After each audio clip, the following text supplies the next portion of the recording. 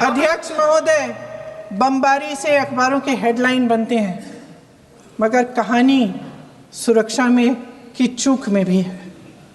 आज देश खोखले भाषण नहीं सुनना चाहता, देश जवाब चाहता है, तसल्ली चाहता है कि सच उससे छिपाया नहीं जाएगा। देश जानना चाहता है कि उस दिन अप्रैल 22, 2025 को क्या हुआ और क्यों हुआ। आप तो खुद अपनी पीठ थपथपाने में लगे रहते हैं।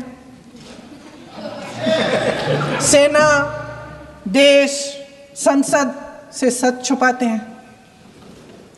ऑपरेशन सिंदूर जब शुरू हुआ, हम सब ने समर्थन किया, सब एकजुट होकर खड़े हो गए इस देश के लिए। दोबारा होगा, दोबारा खड़े हो जाएंगे। अगर हमारे देश पे हमला होता है तो यहाँ इस सदन में किसी भी पार्टी का हो, कोई भी हो, सब आपका समर्थन करेंगे। और हमें अपनी सेना पर गर्व है कि उन्होंने इस बार भी दृढ़ता से लड़ाई लड़ी, धैर्य से लड़ाई लड़ी, वीरता से लड़ाई लड़ी। लेकिन इस ऑपरेशन का सिंदूर का क्रेडिट, उसका श्रेय तो हमारे प्रधानमंत्री जी चाहते हैं। सही भी है, ठीक है, सही है, श्रेय ले। ओलंपिक्स में हमारा मेडल आता है, उसका भी श्रेय लेते हैं। लेकिन सिर्फ श्रेय लेने से नहीं होता नेतृत्व, जिम्मेदारी भी लेनी पड़ती है।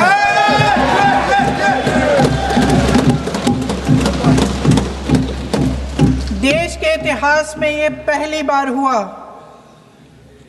देश के इतिहास में ये पहली बार हुआ कि जंग होते होते ही रुक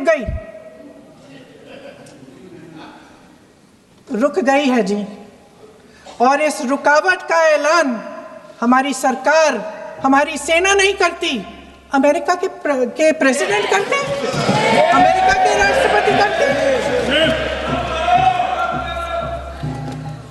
ये हमारे प्रधानमंत्री महोदय की गैर जिम्मेदारी का सबसे बड़ा प्रतीक है। आज गृह मंत्री जी ने इस बात पर उल्लेख किया। उन्होंने कहा, उनके शब्दों में उन्होंने कहा कि पाकिस्तान के पास शरण में आने के बजाय कोई चारा ही नहीं था। आपने शरण दिया क्यों? वो आते हैं आपके देश के अंदर, लोगों को मार डालते हैं और आप उनको शरण दे रहे हैं। क्यों दिया शरण? इसका जवाब क्यों नहीं दिया एक भी भाषण में? जैसे ये बात उठी, शरण की बात की, हमारे गृह मंत्री जी ने इतिहास में चले गए। नेहरू ने क्या किया, इंदिरा गांधी ने क्या किया, यहां तक कि मेरी मां के आंसुओं तक चले गए।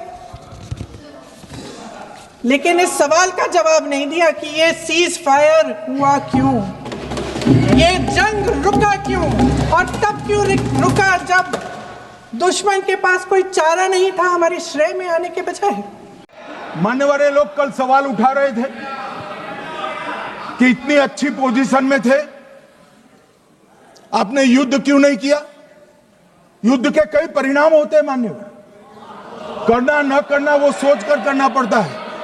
मगर मैं इसी देश के इतिहास से कुछ घटनाएं बताना चाहता हूं। 1948 में मान्यवर कश्मीर में हमारी सेनाएं निर्णायक बढ़त पर थी। सरदार पटेल ना बोलते रहे, जवाहरलाल नेहरू जी ने एक तरफा युद्ध विराम कर दिया। और मान्यवर मैं बड़ी जिम्मेदारी के साथ कहता हूं, मैं इतिहास का विद्यार्थी हूं। पाक ऑक्यूपाई कश्मीर का अगर अस्तित्व है तो जवाहरलाल नेहरू जी की ये युद्ध विराम के कारण है। इसका जिम्मेदार जवाहरलाल नेहरू है। मान्यवर 1960 में सरदार पटेल ने विरोध किया था, गाड़ी लेकर आकाशवाणी तक गए थे, घोषणा न करते दरवाजे बंद कर दिए थे। मान्यवर 1960 में सिंधु जल पर भौगोलिक वह रणनीतिक रूप से हम बड़े मजबूत थे और उन्होंने सिंधु समझौता क्या किया, 80% भारत का पानी पाकिस्तान को दे दिया। मान्यवर, 62 के लड़ाई की बात मैं बाद में करता हूं। 65 की लड़ाई में हाजीपीर जैसे स्ट्रेटेजिक जगह पर हमने कब्जा किया था, 66 में उसको लौटा दिया गया। मैं 71 के युद्ध की भी बात करना चाहता हूं।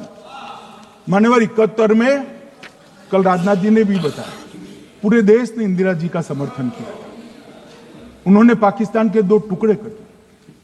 बहुत बड़ी विजय थी भारत की और सदियों तक भारत इस विजय पर गर्व करेगा। हम सब भी करते हैं, हमें कोई आपत्ति नहीं। मगर हुआ क्या मान्यवर, युद्ध की विजय की चकाचौंध में क्या हुआ? 93 हजार युद्धबंदी हमारे पास थे, 93,000 और 15,000 वर्ग किलोमीटर क्षेत्र पाकिस्तान का हमारे पास था। 93,000 युद्धबंदी उस वक्त की पाकिस्तान की सेना का 42% और 15,000 वर्ग किलोमीटर क्षेत्र। मगर शिमला में समझौता हुआ, पाक ऑक्यूपाई कश्मीर मांगना ही भूल गए। अगर उस वक्त पाक ऑक्यूपाई कश्मीर मांग लेते, न रहेगा बांस न बजती बांसुरी। ये कैंप तोड़ने की जरूरत न पड़ती साहब आपको, हमको।